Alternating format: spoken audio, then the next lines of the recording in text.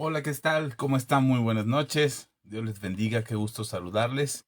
Aquí estamos ya en la transmisión. Este está un poco chueco, pero ya estamos aquí en la transmisión en vivo. Hoy es martes, hoy es día del Señor como todos los días, pero hoy es martes, hoy es día de vernos aquí en Facebook, en estas transmisiones que tenemos con todos ustedes en vivo. Hoy estamos empezando 16 minutos más tarde de lo que deberíamos de haber empezado, pero ya estamos aquí y nos da mucho gusto que puedas conectarte, que puedas transmitir este video, que dejes tu like, tu comentario. Para nosotros es un gusto poder servirte. Hoy es, estamos en estos días de ayuno y oración. Si tú estás participando con nosotros en estos días de ayuno, pues bendecimos tus vidas, te damos fuerzas, pedimos al Señor que te fortalezca, que no te falte el ánimo, que tengas ganas de participar de este tiempo de ayuno y que puedas sentir en tu corazón paz, de saber que estás descubriendo, estás conociendo cuál es el propósito de Dios para tu vida. Como lo explicábamos la semana pasada, el ayuno tiene la facultad, nos favorece para poder responder a la convocación que Dios nos hace a través del ayuno y la oración para encontrar, descubrir nuestro propósito, saber lo que Dios espera de nosotros y que nuestras oraciones sean conforme a la voluntad de Dios. Así es que bienvenidos todos. Si no estás tomando estos días de ayuno y consideras que no estás listo o no te sientes muy capaz de estar ayunando, pues te invito a que participes, a que te involucres, a que quieras tomar un día de ayuno y oración para estar con el Señor.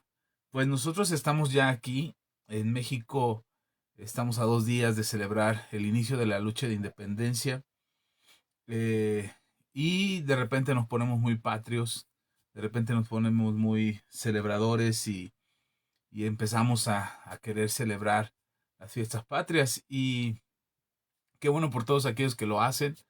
La verdad es que hay algo que a mí me llama mucho la atención y es esta cultura de independencia, es decir, de independizarnos, de buscar nuestra propia independencia, de separarnos de cualquier vínculo con autoridades superiores o mayores a nosotros que nos permitan tener lo que nosotros creemos o consideramos libertad. Creo que todos los seres humanos, no sé si generalizar sea correcto, no me gusta generalizar. Creo que las generalizaciones dejan eh, embarrados a todos cuando queremos generalizar las cosas y no es algo que a mí me guste mucho, pero creo que es necesario comentarlo, al menos así como lo percibo. Creo que a veces nos vemos en la circunstancia de querer esa independización, de buscarnos, de buscar ser independientes, independientes de lo que creemos que nos tiene bajo una subordinación, es decir, cuando nos sentimos subordinados, cuando nos sentimos sujetos a una autoridad, a una responsabilidad, a una obligación, a un compromiso, a algo que nos haga sentir subordinados a ello, entonces queremos la independización. Cuando somos hijos, queremos independizarnos de nuestros padres. Cuando somos empleados, trabajadores de alguna empresa, de algún instituto, queremos independizarnos y ser emprendedores. Cuando formamos parte de una nación, no queremos ser parte de partidos políticos, de autoridades, de gobiernos, y entonces buscamos ser independientes y buscamos buscar nuestra, nuestro propio camino. Y yo no digo que eso esté mal, yo creo que cada uno de nosotros debe encontrar su propósito. Yo creo que caminos no hay que buscar caminos, ya hay un camino, Jesús es el camino, pero lo que sí debemos encontrar es nuestro propósito. Y en esa búsqueda de nuestro propósito, pues encontramos muchas dificultades o nos vemos en muchas dificultades. Um,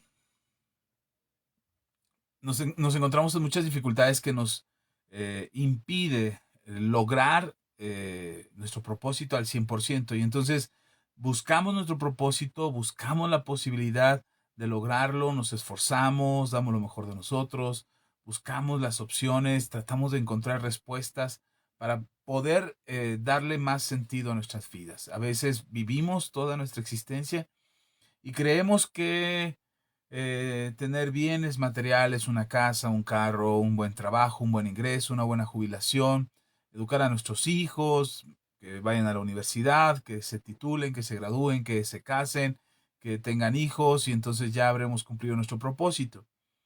Mucha gente vive ese patrón de llegar hasta el final de sus días habiendo hecho muchas cosas, creyendo que eso era su propósito, pero con una insatisfacción muy grande en su corazón por no haber cumplido su propósito.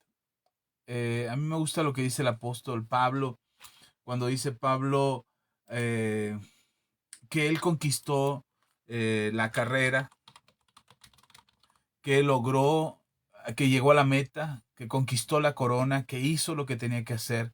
Una de sus frases del apóstol Pablo es decir que estaba listo ya para partir con el Señor. El apóstol Pablo dice, para mí el vivir es Cristo y el morir es ganancia. Pablo estaba listo para partir al cielo. Pablo, perdón, entendía en su corazón que había cumplido su propósito, que si el Señor le llamaba a cuentas, Pablo estaba listo para entregar esas cuentas. Así es que el mismo Pablo dice, yo preferiría irme con el Señor, pero me quedo con ustedes porque ustedes me necesitan. Es decir, yo estoy listo ya, hice lo que tenía que hacer, pero los que no están listos para que yo me vaya son ustedes. Y esa es una de las grandes complicaciones que tenemos existencialmente porque batallamos continuamente para poder definir nuestra existencia y poder encontrar o darle sentido a lo que nosotros hacemos, a cómo vivimos, a lo que experimentamos todos los días. Así es que en estos días de celebración de la independencia de México, me gustaría hablar un poquito acerca de esta independencia que buscamos. Insisto, todos en algún momento buscamos esa independencia, todos en algún momento de nuestra vida, siendo niños, siendo adolescentes, siendo jóvenes o siendo adultos, buscamos independizarnos, tener nuestro propio camino, encontrar nuestro propio propósito en la vida y empezar a construir una historia acerca de quiénes somos, que ya no sea la historia en la casa de nuestros padres, que ya no sea la historia que depende de otros, que está escrita bajo la subordinación, bajo el título de alguien más, bajo la presentación de alguien más. Y entonces tratamos de construir nuestra propia historia. Algunos por voluntad propia buscamos esa independencia, otros nos vemos obligados a tenerla por nuestras circunstancias, por nuestras decisiones y encontrarnos con esa independencia. Yo creo que sí, cada uno de nosotros, cada uno de nosotros debe encontrar ese punto, ese momento en el que separarse y construir su propia historia es correcto, es válido, está bien, hay que luchar, hay que perseverar y continuar para lograrlo. Pero creo que hay que tener las razones correctas para hacerlo bien. Sin embargo, hay una independencia de la que no deberíamos nunca buscar tener o nunca lograr tener esa independencia y creo que eso es la mejor forma de poder conducirnos en esta vida. Nuestro Señor Jesucristo vino aquí a la tierra a no solamente a presentarse como el Hijo de Dios, a tener un punto de fama, un punto de popularidad o de reconocimiento social o político, económico o espiritual o religioso, sino que Jesús vino a mostrarnos el camino, la forma en cómo deberíamos de vivir. Por eso yo decía que no es que busquemos el camino. Hace unos años publiqué una reflexión acerca, porque por alguna razón llegué a escuchar otra vez la canción que dice, caminante no hay camino, se hace camino al andar, etcétera, etcétera, etcétera. Y cuando yo la estaba escuchando, y pues es una canción que suena bonita, que suena bien, que suena desafiante, que de superación personal, de buscar el éxito, de buscar, de no caerte en la depresión, no sentirte fracasado, sino esforzarte cada día por lograr tu propósito. Y se oye una canción muy, muy motivadora. Y cuando tú te sientes en una situación de desesperación, de angustia, de frustración, de enojo o incluso de fracaso, oír una canción como esta quizás te anime y te aliente a seguir. Y hace unos años yo compartía una reflexión acerca de eso y algo que explicaba es que para nosotros, los que tenemos fe en Dios, no debería de existir la posibilidad de abrir camino donde no lo hay. Es decir, de luchar por abrir un camino. Creo que la mejor forma de vivir esta vida es encontrar nuestro camino y nuestro camino es Jesús. Jesús es el camino.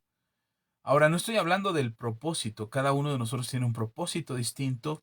Somos seres humanos hechos de manera diferente, a pesar de que tenemos características muy similares. Cada uno de nosotros es diferente. Nuestro ADN lo dice, nuestras huellas digitales lo dicen, nuestra huella retinal lo dice. Así es que cada uno de nosotros tiene una función distinta dentro de este mundo y una existencia para la que debería de vivir todos los días y lograr no solamente existir y no solamente vivir, sino cumplir el propósito de nuestras propias vidas. Así es que eh, cuando pensamos en lo que somos y en lo que hacemos y cómo vivimos, a veces pensamos en si somos o no somos las personas correctas, dignas, las personas que están cumpliendo su propósito de manera correcta. Y lo estaba pensando porque hoy me llegó un clip de un video de una película que seguramente ya viste, que se llama Rescatando al Soldado Ryan. Y me llegó el clip donde el protagonista Ryan, el soldado Ryan, está al final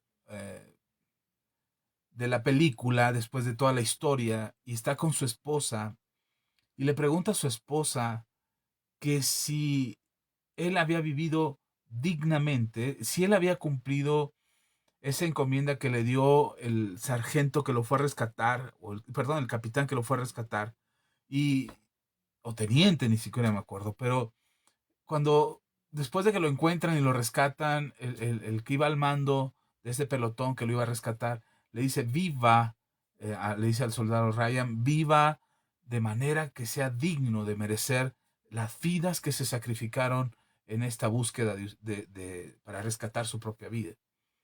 Y a mí me parece interesante, es una de las escenas, hay muchas películas que me hacen llorar, pero esa es una de las escenas que más me hace llorar, porque el soldado Ryan, ya anciano, con familia, con hijos, su esposa, y le pregunta a su esposa si habría él vivido dignamente, si habría hecho, había vivido de manera que el capitán que lo había rescatado se sintiera orgulloso o valorara o apreciara o calificara como correcta el estilo de vida que tuvo Ryan durante todos esos años y si ese estilo de vida valió la pena el sacrificio de todos los que murieron por rescatarlo a él, incluso el mismo capitán. Así es que me llama mucho la atención porque él se pregunta a sí mismo si habría vivido dignamente, si lo que hizo, lo que vivió fue digno, si las decisiones que tomó fueron dignas de una persona que fue salvada, de una persona que fue rescatada, de una persona que muchos soldados sacrificaron su vida por seguir una orden, por supuesto, por cumplir una orden que venía desde el secretario de Defensa para rescatar a un soldado, para darle la satisfacción a una madre que había perdido a otros dos hijos en la guerra y por lo menos devolverle a uno de esos hijos que ella había entregado para para el servicio de su nación. Así es que me parece interesante esa escena. Quizás esa pregunta no la haremos muchos al final. Permítanme tantito. Aquí ya. Ah, no sé si esa pregunta no la haremos al final muchos de nosotros respecto a si vivimos o no vivimos correctamente, si hicimos o no hicimos lo correcto, si experimentamos una vida llena de decisiones y tomamos las mejores decisiones, si hicimos lo que se esperaba de nosotros o no. Así es que a mí me parece interesante esta escena, la he platicado en otras ocasiones, es una de las películas que a mí me gusta mucho, yo soy un cinéfilo, me gusta el cine, me gustan las películas y esa es una de las películas que siempre voy a ver y no me voy a cansar de ver, aunque ya me la sé, ya sé lo que sigue, ya sé lo que va a pasar, casi me sé todos los diálogos, no, bueno, exagero, pero es una película que me gusta ver, como otras muchas más que están en mi repertorio de películas favoritas, pero esa es una de mis favoritas. Y creo que la escena que me hace ver esa película, la escena que me hace ver esa película es precisamente esa escena donde el soldado Ryan, ya anciano, se pregunta o le pregunta a su esposa si había vivido dignamente, si había merecido el sacrificio de tantas vidas para rescatarlo a él y si el estilo de vida y la forma de vida que tuvo fue realmente algo que valdría la pena. Mucha gente se lo pregunta al final de sus días, mucha gente llega a su lecho de muerte, está en la edad ya madura, ancianos, cercanos a su punto de partida, y se preguntan internamente si habrán vivido dignamente. Y esa pregunta, lo que me parece interesante de esta película es que esa pregunta no se la hace a él mismo, o sea, no es él mismo el que se pregunta o se revisa a sí mismo o se cuestiona a sí mismo si habrá vivido dignamente. No hace una revisión de su vida para analizar, para evaluar o para calificar el estilo de vida que tuvo y ver si vivió dignamente. No, no hace eso, sino lo que hace es preguntarle a su esposa, la mujer que vivió con él toda su vida, que estuvo al lado de él, que vio las decisiones que tomó, que vio cómo educó a sus hijos, que ella también sintió la conducta y el carácter de él, y entonces pudo, qué mejor que ella para saber si este hombre había vivido como un hombre por el cual habían muerto muchos soldados para rescatarlo y darle la oportunidad de vivir. Es interesante porque tú lo ves en una película y es emocionante, es heroico, dices, wow, qué hombre, wow, qué soldados que entregaron su vida. Si tú ves la historia, ellos no querían morir, ellos no querían buscar a Ryan, ellos no querían rescatarlo, y ellos decían, ojalá sea un científico que descubra algo importante, ojalá sea alguien que valga la pena rescatar, o sea, ellos no querían ofrendar sus vidas por rescatar un soldado, ellos también tenían derecho a vivir, ellos querían vivir, pero te estaban siguiendo órdenes, como buenos soldados que eran, los mejores soldados que tenían, eh, simplemente estaban siguiendo órdenes, y esas órdenes fueron las que hicieron que ellos murieran por rescatar a este soldado.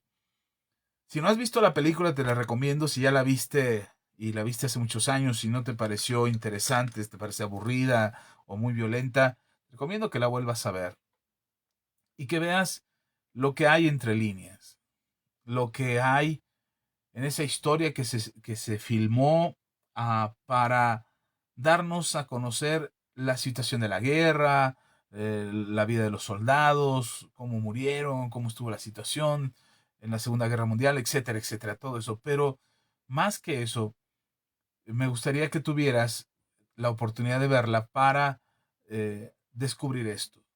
¿Quiénes murieron? ¿Quiénes se sacrificaron para darle vida a un soldado que solamente también estaba cumpliendo con su deber, que ni siquiera se había enterado que habían muerto sus hermanos, y hasta eso creo que no fueron dos hermanos, fueron tres hermanos los que habían muerto, y él era el cuarto de los hijos. Así es que ni siquiera estaba enterado de lo que había pasado. Cuando le informan, cuando le dicen, él toma una decisión de quedarse a pelear al lado de ellos, también entregar su vida, y él reconoce que no es un soldado o una persona que merezca el sacrificio de tantos hombres para rescatarlo a él.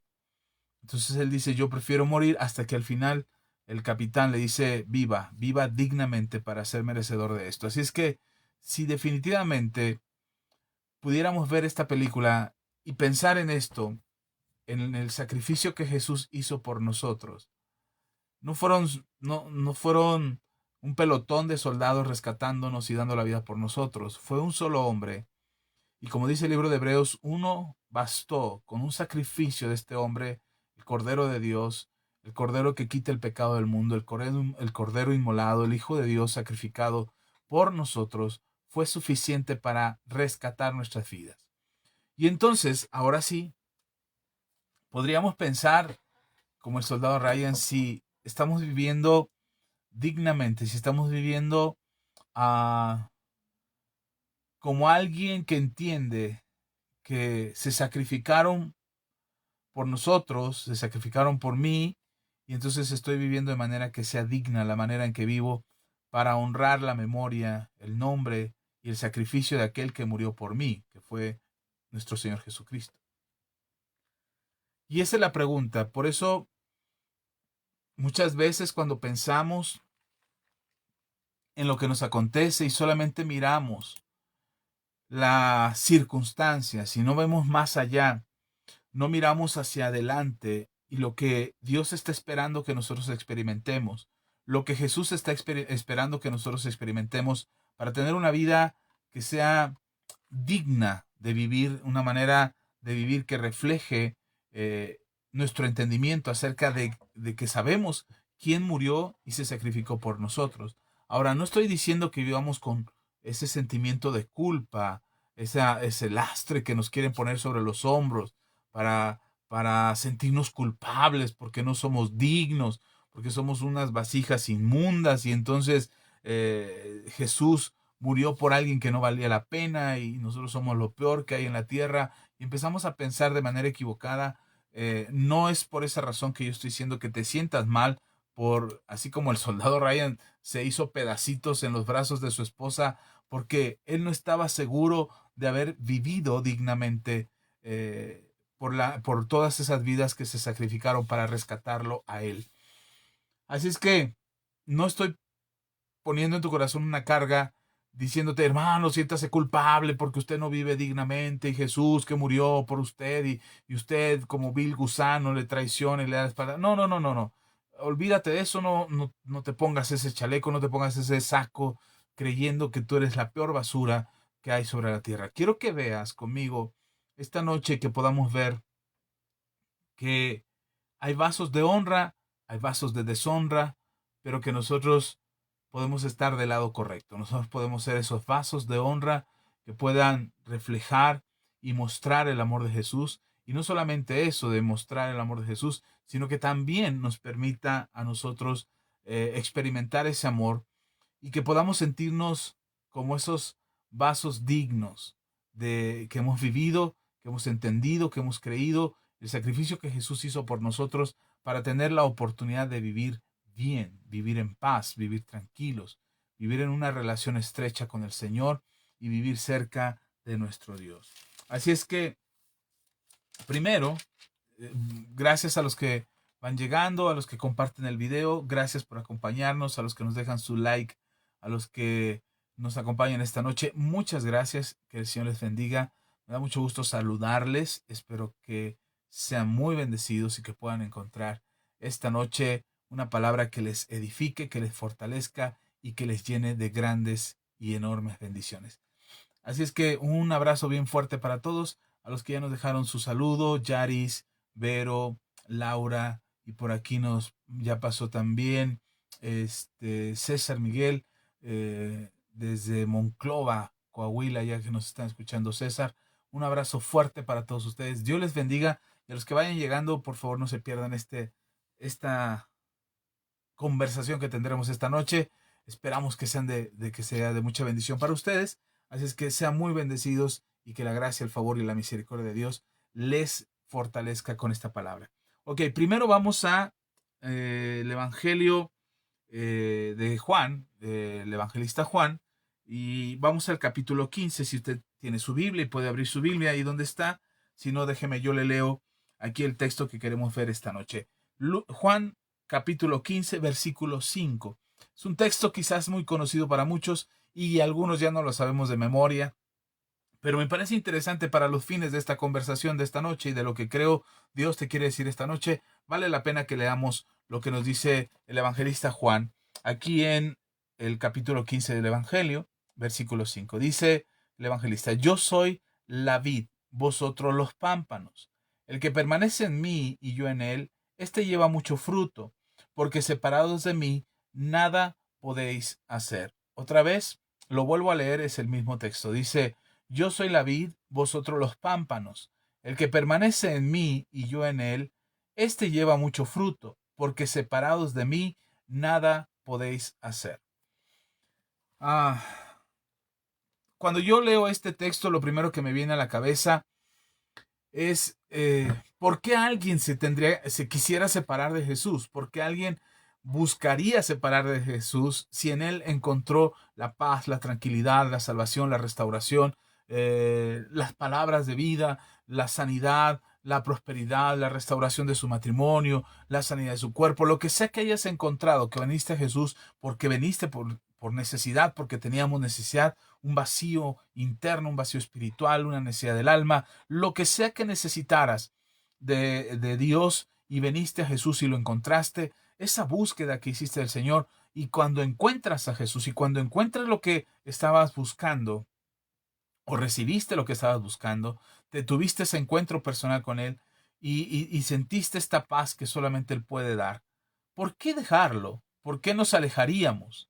¿Por qué nos apartaríamos de Jesús si el mismo, tomando el ejemplo de Pedro, cuando la gente después de que oye a Jesús y las enseñanzas que Jesús daba no le gustó a la gente porque Jesús empezó a hablar de beber su sangre y de comer su cuerpo, y entonces la gente se empezó a asustar, dijo, esto es blasfemia, este nos quiere hacer caníbales, ¿cómo vamos a comer su carne? ¿Cómo vamos a beber su sangre? Esto es absurdo, es un sacrilegio, es algo del diablo, y la gente empezó a irse cuando escucharon las enseñanzas de Jesús porque no entendían lo que Jesús estaba enseñando, y entonces, como no lo entendían, decidieron irse. Jesús, cuando ve esto, a Jesús no le preocupó que la gente se fuera. A Jesús no le dijo, ay, se me está yendo la audiencia, estoy perdiendo likes, ya la gente no comparte mis videos, híjole, qué pena, que tengo que cambiar el mensaje. Jesús no cambió el mensaje ni cambió la enseñanza por seguirle, porque la gente se sintiera bien con lo que Jesús decía.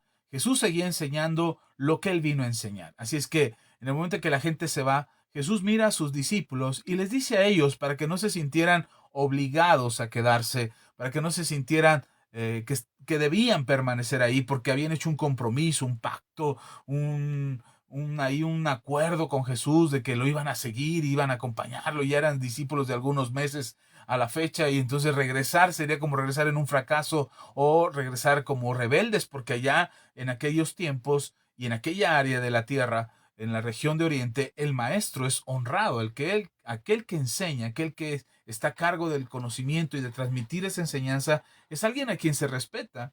Y cuando un discípulo abandona al maestro, no es el maestro el que está mal, es el alumno el que está mal, porque no aguantó la disciplina, porque no aguantó las enseñanzas, porque no era capaz, porque no cualquiera podía ser maestro en aquel entonces. Y el mismo Jesús lo dijo en algún pasaje, dijo, no se hagan maestros muchos de vosotros, porque no todos están listos para enseñar.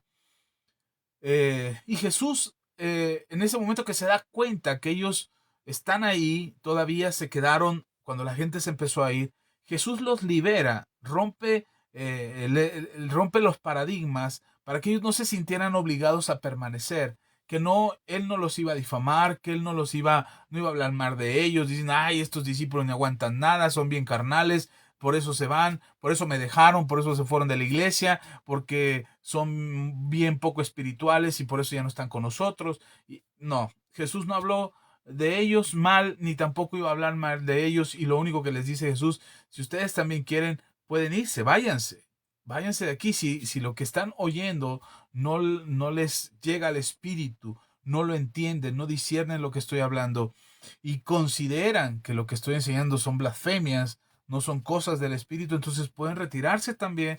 Rompemos aquí todo compromiso, no hay obligación alguna, porque para seguir a Jesús no somos obligados, nadie es obligado a seguir a Jesús, nadie es obligado a creer en Cristo, el que quiere cree y el que no quiere no cree.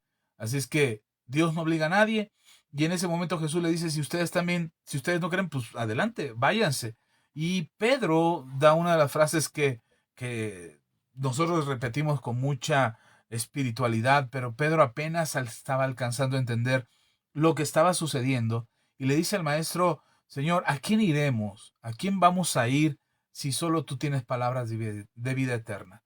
En estos meses que hemos seguido tus enseñanzas, en estos meses que hemos escuchado lo que tú dices, en estos meses que hemos visto los milagros que tú haces y hemos estado ahí cerca de ti, y es más, nosotros hemos sido parte de esos milagros, en estos pocos meses. ha cambiado más nuestras vidas que todos los años que tenemos de religión, de practicar una religión. Y en estos pocos meses hemos encontrado un camino que en verdad nos edifica. Por eso Jesús dice en este capítulo 15, dice, yo soy la vid, vosotros los pámpanos. Y esta frase es trascendental para nosotros y ojalá la pudiéramos entender esta noche. Jesús dijo, separados de mí, nada podéis hacer. E insisto con la pregunta, ¿por qué alguien que encontró paz? ¿Por qué alguien que encontró vida eterna? ¿Por qué alguien que encontró sanidad, restauración, salvación, bendición? ¿Por qué dejaría a Jesús? ¿Por qué se apartaría de él? Y yo encuentro, al menos hoy, esta noche, quiero hablarte de 3 razones por las que nos alejaríamos de Jesús. La primera es por culpa. Nos sentimos culpables. Ya en otro momento te enseñé acerca de la culpabilidad, ese peso que traemos a cuestas, que por el pecado que nos asedia, por los pensamientos que tenemos, por las negligentes que somos, porque no buscamos al Señor como debiéramos. Y entonces empezamos a sentir una culpa sobre nuestros hombros que nos hace alejarnos de Dios. Es como cuando Pedro negó al maestro, aún sabiendo que el Señor Jesús sabía, es decir, Jesús le dijo a Pedro, me vas a negar. Pedro dijo, no, yo contigo hasta la muerte. Jesús dijo, Pedro, me vas a negar antes de que perdón, de que cante el gallo, tú me vas a negar 3 veces. Y aún sabiéndolo Pedro, y aún sabiendo Pedro que Jesús sabía que él lo iba a negar, aún así Pedro lo negó. Y tan se sintió mal cuando Jesús lo mira, como nos lo describe el Evangelio de Lucas, que Jesús mira a Pedro y Pedro se siente tan mal que se aparta y se va a llorar amargamente. Esa culpa es la que muchos sentimos. Pedro no corrió a Jesús para decirle, perdóname Señor, soy tu discípulo, aunque aquí mismo me crucifiquen contigo, estoy arrepentido. No, Pedro todavía tenía miedo a morir. Pedro no entendía por qué estaban arrestando a Jesús todavía. No le había caído el 20, que lo que Jesús había dicho se estaba cumpliendo. Y sin embargo, Pedro tenía miedo, pero esa culpa que sentía dentro de su corazón, él quería seguir a Jesús, él quería ser un verdadero discípulo del Maestro, él quería morir por el Maestro, pero en ese momento no estaba listo. Así es que Pedro volvió a su culpa, se le echó sobre sus hombros y se apartó y lloró amargamente. Muchos cristianos así no la pasamos, llorando amargamente. Queremos de Dios, lo seguimos a la distancia, nos vamos mirando de lejos y cuando nos cuestionan acerca de nuestra fe tenemos una prueba, una situación difícil, una tentación y negamos nuestra fe y volvemos al pecado y entonces negamos al Maestro, le damos la espalda y en ese momento nos sentimos muy culpables, nos sentimos que somos la peor basura y lo que hace la mayoría de los cristianos, yo creo que un 90-95% de los cristianos lo que hacen es, después de que fallaron al Señor, lo que hacen es alejarse, guardar una distancia. Bendito sea Dios por su misericordia, porque esa misericordia hizo que Jesús viniera a Pedro y le preguntara, Pedro, ¿me amas? 3 veces para restaurarlo las 3 veces que lo había negado y entonces volverlo al camino. Aun cuando Jesús le había dicho, yo le he pedido al Padre que tu fe no te falte y después de que hayas pasado por esta prueba, te levantes y levantes a tus hermanos. Esa parte se le olvidó a Pedro, solamente se acordó hasta donde dijo Jesús que lo iba a negar. Porque si Pedro se hubiera acordado de las siguientes palabras de Jesús, cuando Jesús le dijo, sí, pero yo le he pedido al Padre que tu fe no te falte y que te levantes de esta prueba y cuando te levantes, levantes a tus hermanos. Si Pedro hubiera recordado esa segunda parte de las palabras de Jesús, entonces Pedro hubiera dicho, sí, ya lo negó, hoy en la torre, lo que dijo Jesús se cumplió, es verdad, lo negué 3 veces, soy un cobarde, soy un mentiroso, no cumplí mi palabra, lo que sea que hubiera pensado. Pero también hubiera recordado Pedro en ese momento, pero Jesús también dijo, así como dijo que lo iba a negar y se cumplió, también dijo que me iba a levantar de esta prueba y que yo iba a levantar a mis hermanos. Pero de esa parte no se acordó. Y entonces cuando le fallamos al Señor, cuando pecamos y la culpa viene sobre nosotros, se nos olvida todo lo que Jesús dijo. Se nos olvida que somos salvos, que Él nos ha justificado, que perdonó nuestros pecados, que Él fue el que murió en la cruz del Calvario y que resucitó al tercer día. Todo se nos olvida. La culpa nos roba la oportunidad de crecer, de acercarnos al Señor, de restaurarnos, de podernos levantar en el poder del Espíritu Santo para continuar una vida de poder y una vida en la gracia, el favor y la misericordia de Dios. Así es que bendito sea Dios por su misericordia, porque vino a Pedro, lo restauró, lo levantó y lo restauró, a la condición del ministerio que le había asignado. Y Pedro se levanta lleno del Espíritu Santo, lo vemos apenas en los primeros capítulos de Hechos, cómo se levanta lleno del Espíritu Santo, lleno del poder de Dios, y da uno de los mejores discursos que puedes encontrar en la Biblia, uno de los mejores sermones, haciendo de lado, por supuesto, a nuestro Señor Jesucristo, donde Pedro se llena del Espíritu Santo y da un mensaje evangelístico que convierte a miles de personas en aquel lugar. Y en diferentes lenguas, de diferentes nacionalidades, escuchan el mensaje de salvación. Y sí, Pedro se levanta y levanta a sus hermanos. Entonces, una de las cosas que nos hace separarnos del Señor es eso, es la culpa. La segunda cosa que nos hace separarnos del Señor es la incredulidad. La incredulidad en el sentido no solamente la falta de fe, que aunque nosotros ya hemos creído en Jesús, nosotros no nos separamos de Jesús por falta de fe. Nos separamos de Jesús porque dudamos de que Jesús vaya a cumplir todo lo que dijo, todo lo que va a hacer, o todas sus palabras son ciertas, o que todo lo que está escrito en la Biblia es verdad. Y nos cuesta trabajo creerlo porque hay pasajes en la Biblia que cuando los leemos y los leemos fuera de un contexto bíblico, nos van a parecer como de película de Hollywood o nos van a parecer como que no pertenecen a la Biblia y que alguien más las puso. Por eso puedes escuchar a mucha gente criticar la palabra de Dios diciendo que la Biblia se contradice, que la Biblia tiene errores, que fue escrita por hombres, que con el paso de los años ya la pudieron haber modificado, que la traducción no es precisa, que las diferentes traducciones que hay son tendenciosas, que quitan versículos, y te vas a encontrar un sinnúmero de críticos de la Biblia, porque ellos piensan, todos los que critican la palabra de Dios, ellos piensan que tienen una autoridad mayor que la palabra de Dios como para criticarla. En nuestra ignorancia, en ese desconocimiento de la palabra, es donde generamos esa incredulidad. Y entonces la incredulidad no es dejar de creer en Dios, porque yo estoy convencido que aquel que se ha encontrado con Jesús cara a cara difícilmente lo va a dejar, difícilmente va a negar su existencia, difícilmente va a caer en el error de apartarse del Señor. Yo definitivamente estoy convencido que aquellos que tienen un verdadero encuentro con Jesús podrán tener la oportunidad de su salvación. Pueden desperdiciar su vida haciendo cosas incorrectas, viviendo en pecado, alejados de Dios, pero en algún momento de su camino, la misericordia, otra vez vuelvo a la misericordia, porque ese es algo que tiene que quedarte claro esta noche. En la misericordia de Dios esas personas pueden volver al camino de Dios. No depende de nosotros, ni siquiera de nuestro esfuerzo para convencerlas, ni qué tan duro les predicamos, si los agarramos a bibliazos o a latigazos bíblicos o espadazos bíblicos para ver si se corrigen. Creo que la misericordia de Dios es tan grande y su amor es eterno que puede llegar al corazón de incluso el más rebelde, pero siempre y cuando esa persona haya escuchado, haya sabido y haya en algún momento encontrado su vida cara a cara con Jesús. En ese momento esa vida tendría que ser transformada. Nadie, no existe nadie en la tierra que pueda venir a la presencia del Señor y salir igual. De alguna manera, la presencia de Dios toca, siembra una semilla, la unción pudre el yugo. La presencia de Dios puede tocar la vida de una persona y cambiarla de manera extraordinaria, aun cuando parezca que no quiere cambiar, aun cuando parezca que su vida está, que es indiferente, que no le simpatizó, pudo haber ido a tu iglesia, haber estado ahí en el templo contigo y salir como si nada, decir, no, eso no es para mí, eso no, eso yo no, yo no soy religioso, yo no soy una persona de religión, yo soy una persona libre, pensadora, ecléctica, pragmática, progresista y todo lo que tú quieras. Y yo no soy de los que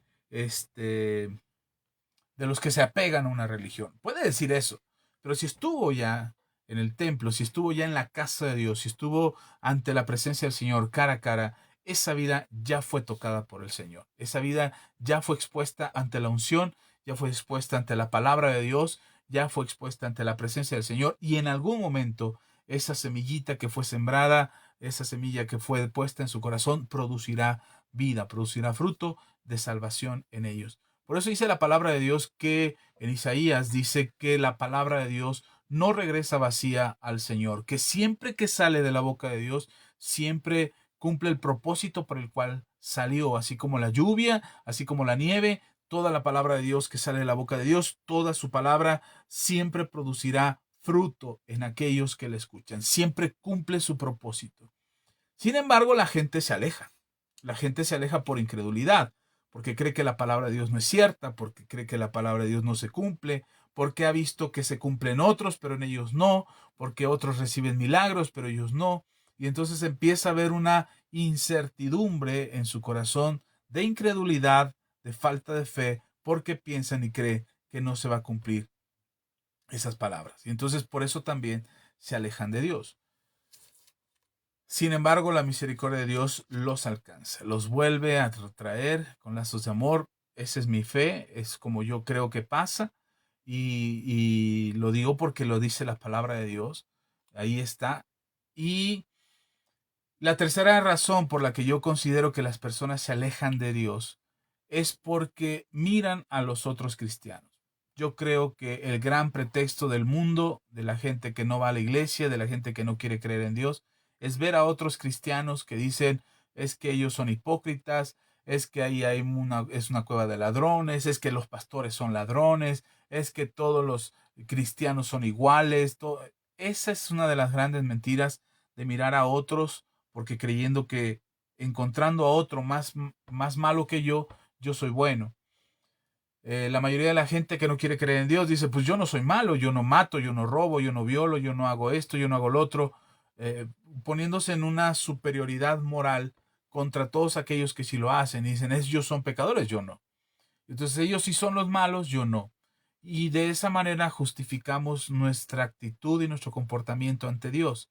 Entonces, al culpar a los hermanos de la congregación, sean buenos o sean malos, yo no voy a calificar aquí a los cristianos, pero los que sí los califican deciden que la iglesia está llena de hipócritas, o está llena de pecadores o de falsos, y por esa razón se alejan, porque creen este, que para qué esforzarse, para qué buscar a Dios, para qué leer la Biblia, para qué darse golpes de pecho si vamos a terminar siendo hipócritas. Mejor soy un descarado y peco y me alejo de Dios y vivo descaradamente, pero sin decir que soy cristiano, así es que ya no soy hipócrita. Pero el no ser hipócrita no te quita lo pecador. Sigue siendo un pecador, solo que un pecador que no se congrega, un pecador que no busca a Dios, un pecador que no se arrepiente. Pero creo que esas son las tres principales causas por las que la gente se aleja de Jesús. Puede haber muchas más. Podríamos meter que el diablo, podríamos decir que el mundo, podríamos decir que la familia que presiona, podríamos decir que las tradiciones, en fin, podríamos decir muchas cosas, pero creo que en esas tres se engloban muy bien todas las demás. Otra vez, repito, eh, el mirar a otros, mirar cómo otros son, mirar cómo otros viven, mirar cómo otros se conducen en su fe y creer que porque ellos son de esa manera o viven de esa forma, nosotros no queremos ser igual que ellos y mejor nos alejamos en lugar de acercarse a Dios. La otra, como había dicho, es la incredulidad, es decir, dudar que la palabra de Dios sea cierta y pensar que Dios se equivocó con nosotros y pensó, o Dios pensó que nosotros pues éramos una buena opción para ser salvos, pero no logró convencernos por completo. Y la primera que te mencioné, si estuviste atento a lo que dije, me gustaría que escribieras ahí en los comentarios cuál fue la primera razón o una de las principales razones por la que la gente se aleja de la iglesia. Y si la tienes por ahí, ahorita la mencionamos. Si te acuerdas lo que dije, escríbela. No regreses el video, acuérdate. Es un poquito de memoria, lo acabo de mencionar. Y bueno, creo que esas son las tres principales causas. Y entonces, lo digo porque leíamos en el Evangelio de Juan, capítulo 15, versículo 5, cuando Jesús dice, separados de mí, nada podéis hacer. Y si Jesús dice que no podemos hacer nada separados de Él, entonces, ¿por qué nos alejamos? Definitivamente estas tres razones serían una buena causa. Pero creo que la mejor arma que el diablo usa para que los cristianos, la gente de fe, los hijos de Dios, aquellos que creyeron en Jesús en algún momento de su vida, se alejen del Señor. Si Jesús, miren, si Jesús, conociéndonos y sabiendo cómo somos, sabe Jesús que una vez creyendo en Él, no lo dejaremos. El Señor Jesús, sus palabras creo que serían, crean en mí para que no se separen. Crean en mí y no se apartarán de mí. Al contrario, lo que dice el Señor Jesús es, separados de mí, nada podéis hacer. Es una advertencia. Es decir, Si ya estás conmigo, ya estás aquí cerca de mí, ya estás pegado a mí como un pámpano a una vid, entonces si ya estás conmigo, ya no te separes, porque separado no puedes hacer nada, no vas a poder dar frutos. Y entonces quiero que se dé cuenta que Jesús sabe que en algún momento de nuestro camino algunos se separarían, algunos no entenderíamos que separados de Él nada podemos hacer y entonces caminaríamos por nuestra cuenta. Dejaríamos de buscarlo, dejaríamos de congregarnos, dejaríamos de escuchar su palabra, por causa de que, bueno, ya les iba a decir, exacto, ya César aquí ya nos respondió, la vergüenza por el pecar, sí, la culpa. Yo lo decía como la culpa, el sentirnos pecadores, pero tienes razón, César, es la vergüenza de haber pecado. Eso es el sentirnos culpables por haber pecado, por haber fallado al Señor. El Señor sabe que le íbamos a fallar. El Señor sabía que podría existir la posibilidad de que alguno de sus discípulos se enfriara y se apartara o se alejara de Él. Pero Jesús deja claro y dice, ustedes ya no pueden separarse de mí porque separados de mí nada pueden hacer.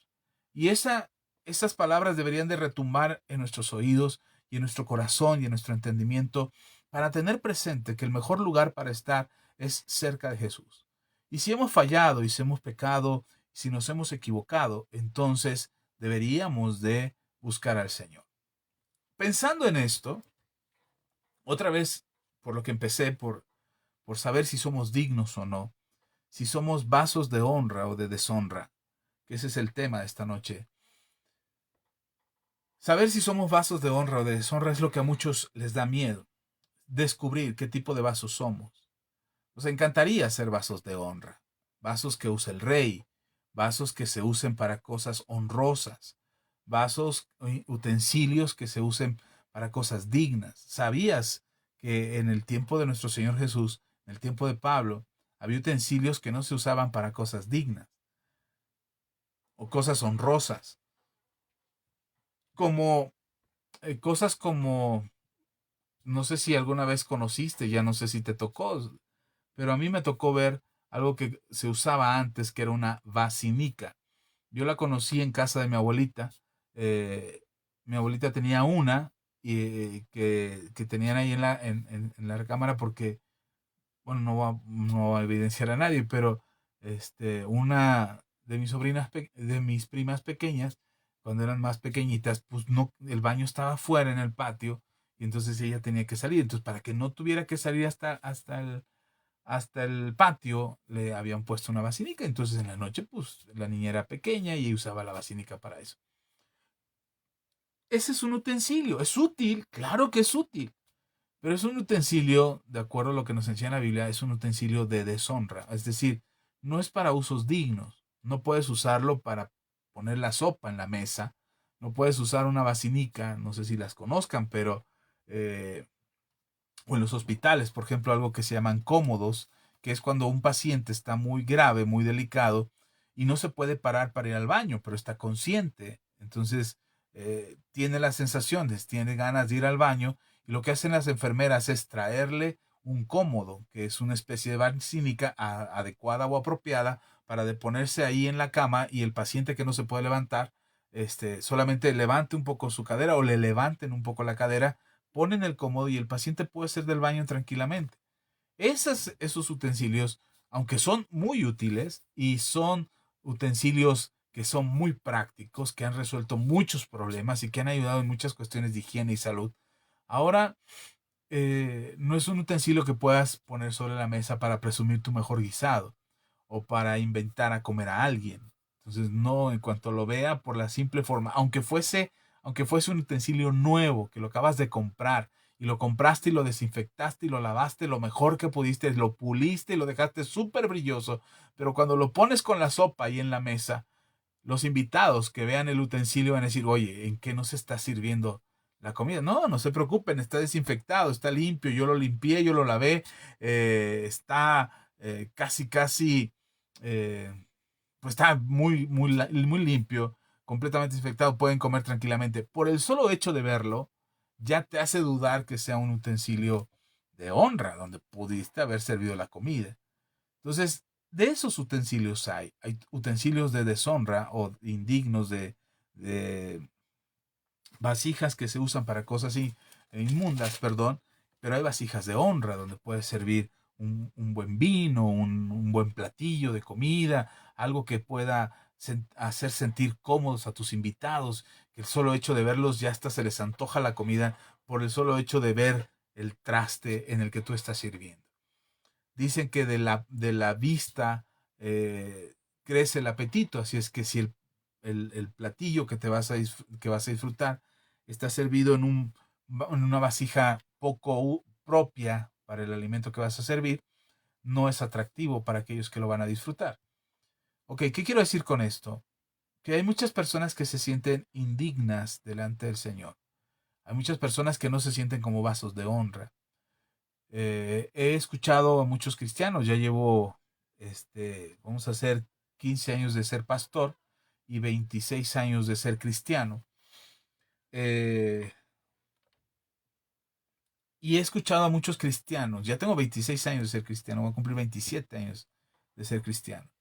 Y hay muchos cristianos a los que he escuchado decir, es que yo no predico el evangelio porque no soy digno, pastor. Yo no oro porque he pecado delante de Dios. No me congrego porque, ¿para qué me congrego si le fallo a Dios frecuentemente, continuamente? Y ellos ya mismos se están poniendo el título de vasijas inmundas o vasijas de deshonra. Y en el libro a los Romanos, en la carta a los Romanos, en el capítulo 9, este es un devocional que me ha detenido mucho, que he querido grabar, yo espero poderlo grabar ya.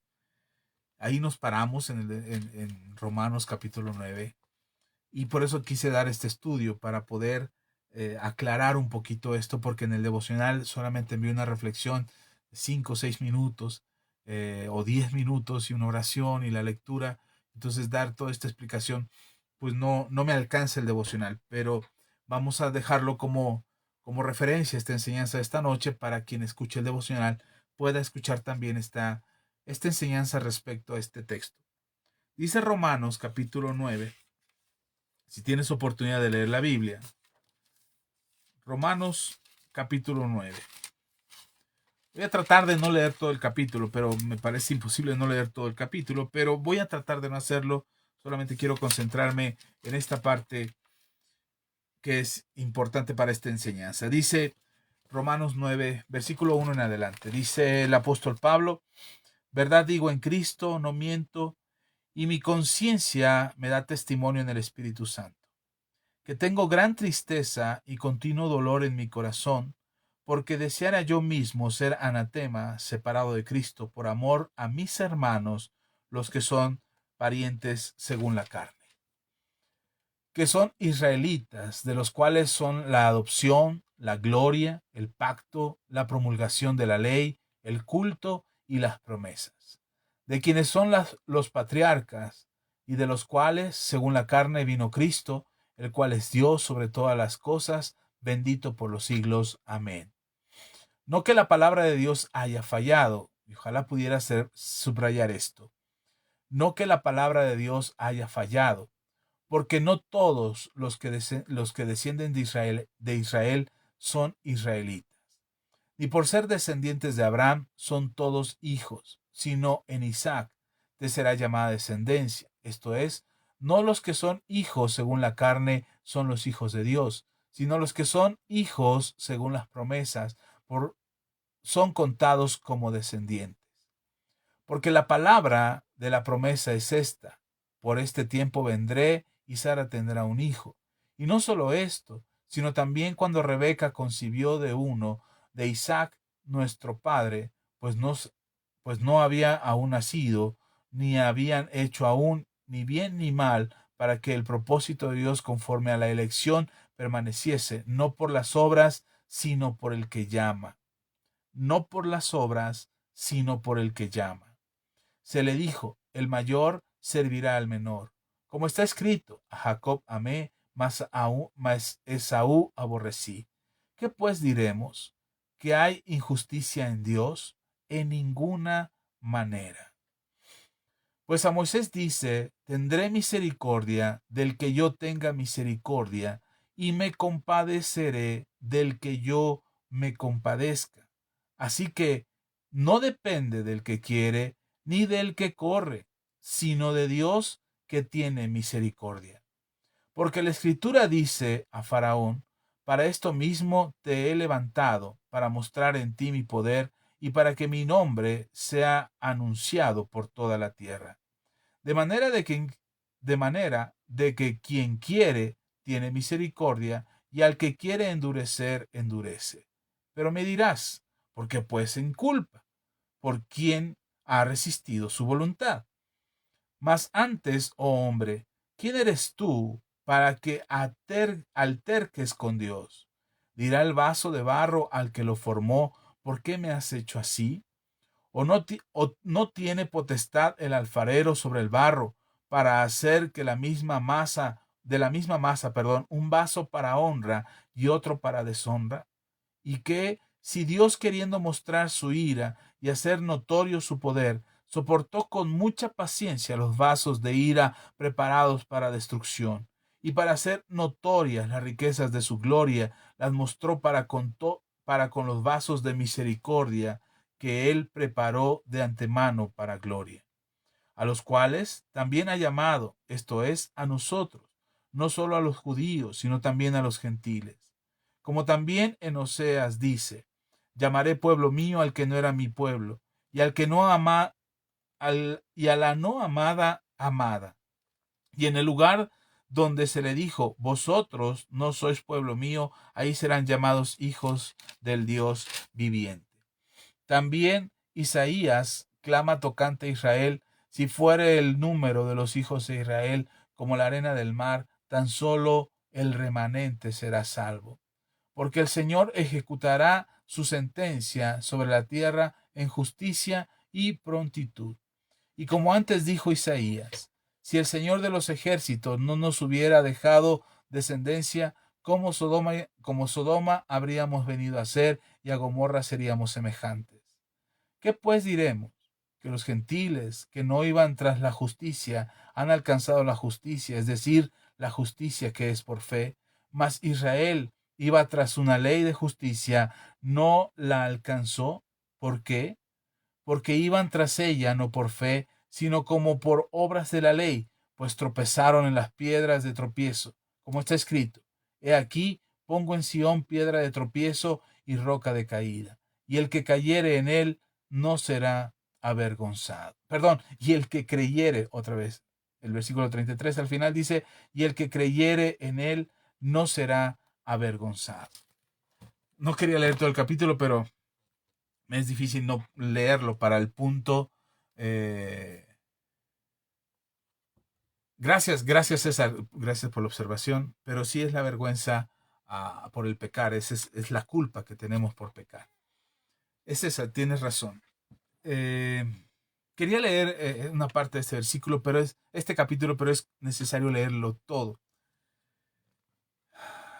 Si tú lees solamente este capítulo de Romanos, fuera de toda la carta de Romanos, te encontrarías con que Dios es un Dios duro, eh, un Dios que ha determinado quiénes se salvan y quiénes no se salvan, un Dios que escogió a unos para salvación y a otros para perdición, que Dios escogió a unos para el cielo y a otros para el infierno, y que ya Dios así lo determinó, y que se salvará quien se salvará porque así Dios lo determinó. Ese pensamiento dejaría la posibilidad fuera de que cualquier persona podría salvarse. Y entonces pareciera que entra en contradicción con la palabra misma de Dios cuando dice que Dios no quiere que nadie se pierda y que todos procedan al arrepentimiento.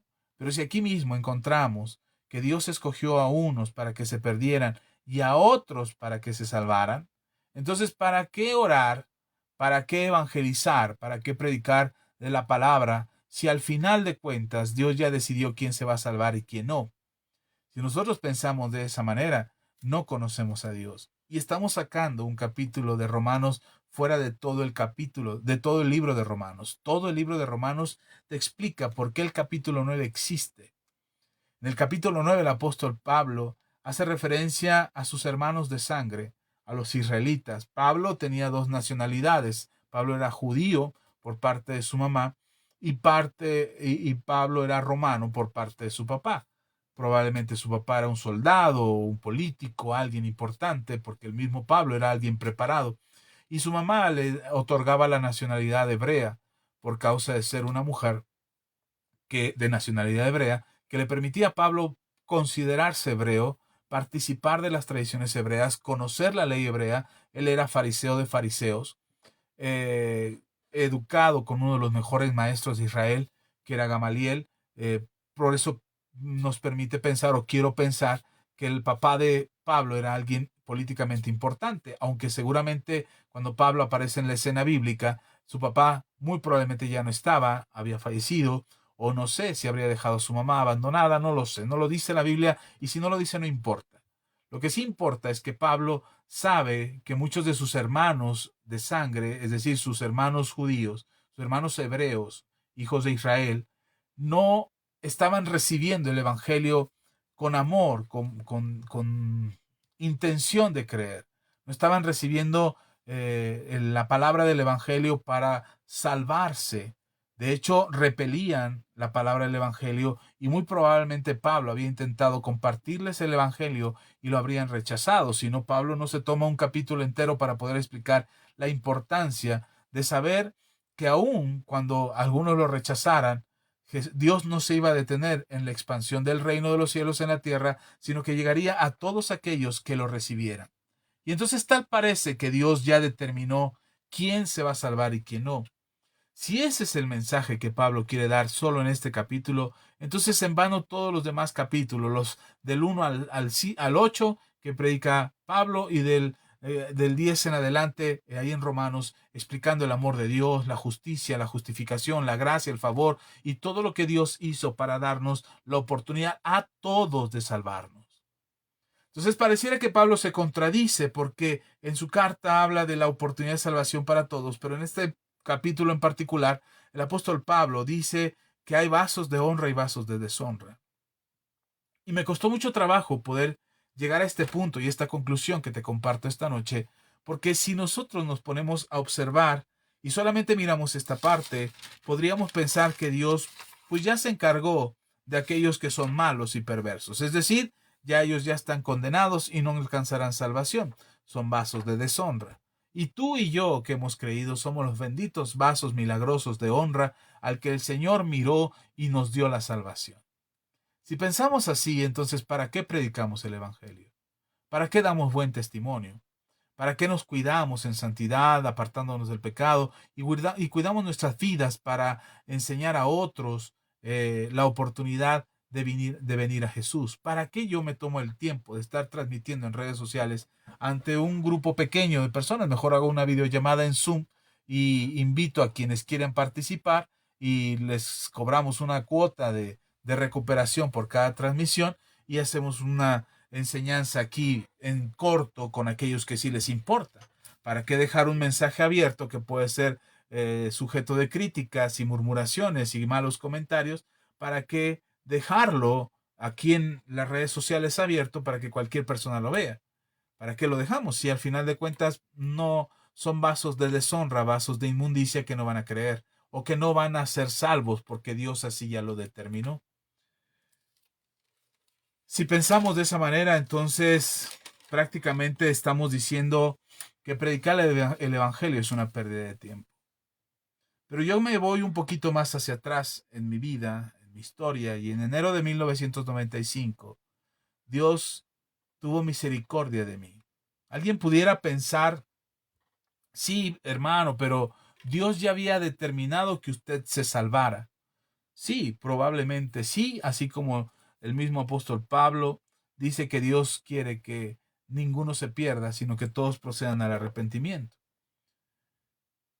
Creo que fue Pablo, perdón, ahorita me confundí. Pero si fuera así, entonces ¿por qué no mejor desde el principio, desde que nacemos? Ya nacemos con un espíritu entregado al Señor y buscamos a Dios desde que nacemos y nos volvemos unas almas caritativas del Señor, haciendo lo bueno y conduciéndonos correctamente toda la vida, porque ya fuimos predestinados y elegidos por Dios para salvación. Por supuesto que yo creo que ya antes de, como lo dice el apóstol Pablo también, que antes de la fundación del mundo ya habíamos sido elegidos por Dios para que nos fuese dada la salvación. Yo sí creo eso, por supuesto. A lo que estoy diciendo es aquellos que no han creído. Podríamos pensar que todos ellos han sido desechados. Podríamos pensar que ellos ya no van a alcanzar salvación. Lo que el apóstol Pablo nos está diciendo, soy capaz de volverme maldición, de apartarme de Jesús con tal de que ellos crean. No es que Pablo lo fuera a hacer, quiero aclarar esto, porque no es que Pablo dijera, yo sí, Señor, me muero por ellos, como muchos papás o muchos hermanos, muchos cristianos dicen, Señor, que no se enferme mi hijo, enférmame a mí, que no le pase esto a mi mamá, mejor que me pase a mí, que no le pase esto a mi esposo o a mi esposa, mejor que me pase a mí, Señor, úsame a mí, que ellos no sufran, que sufra yo. No es eso lo que está diciendo Pablo. Pablo está usando una metáfora para crear el desafío de una manera mayor. Es lo que está diciendo Pablo. O sea, es tan grande mi preocupación por mi familia en la sangre que yo sería capaz de dar mi vida con tal de que ellos creyeran. Yo diría, si Pablo no supiera que él es salvo, Pablo no diría eso. No sé si Pablo está haciendo una retórica con la audiencia, con los que lo lean, para generar ese pensamiento y entender y que Pablo pudiera confrontarlos acerca de esta inquietud que había en el corazón de muchos creyentes de que quiénes se salvarían y quiénes no. ¿Por qué los israelitas, de quienes se recibió la ley, por quien vino el Salvador, por quien vinieron todas las cosas que Dios otorgó a Israel, por qué ahora Dios no los estaba considerando para salvación y estaba considerando más a los gentiles que a los judíos? No, Pablo dice, no, es que ellos no han sido desechados, porque de ellos viene la salvación. Y algo que me llena el corazón es saber